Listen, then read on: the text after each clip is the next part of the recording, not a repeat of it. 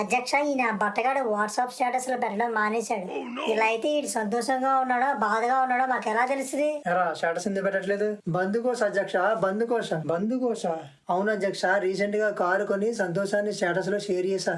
అంతే, car accident లో నా కాలు పోయింది. అంత పవర్ఫుల్ గా ఉంటుంది వీళ్ళ ఘోష. మొన్న ఒక్క కాలు ఎందుకు పోగొట్టుకోవడం అని స్టేటస్ లో పెట్టడం మానేసా. అధ్యక్ష ఇలా ఎవరికి వాళ్ళు స్టేటస్ లో పెట్టడం మానేస్తే మేము ఎవరికి దిష్టి పెట్టుకోవాలి?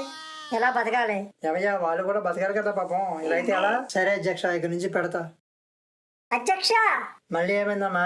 సంతోషంగా ఉన్నా కూడా బాధపడుతున్న స్టేటస్ లో పెట్టి నన్ను మోసం చేస్తున్నాడు. అధ్యక్ష, హ్యాపీ స్టేటస్ లో పెడుతుంటే నా లైఫ్ మగ్గు గుడిసిపోతుంది. అందుకే స్టేటస్ లో పెడుతున్నా. ఏదైనా స్టేటస్ కదా, అడ్జస్ట్ చేసుకోమనండి. అధ్యక్ష ఇలా అబద్ధపు స్టేటస్ లో పెడితే మేము ఎలా బతకాలి? దిష్టి ఎవరికి పెట్టుకోవాలి? ఘోష ఎవరికి చెప్పుకోవాలి? మీరే న్యాయం చేయాలి. మూయి నోరు. అధ్యక్ష నోరు మూసే, అంతే. అంతకు మించి ఇంకొక మాట మాట్లాడితే నాలుక చీరేస్తా. హ్యాపీగా ఉన్నామని స్టేటస్ పెట్టడం పాపం. ఎక్కలేని చేతబడులు చేసి హ్యాపీనెస్ ని పోగొడతారు. ఇతరుల హ్యాపీనెస్ మీద పెట్టిన శ్రద్ధాదాస మీ లైఫ్ మీద పెట్టుకోండి, బాగుపడతారు. అధ్యక్ష చేతబడి ఓట నువ్వుని.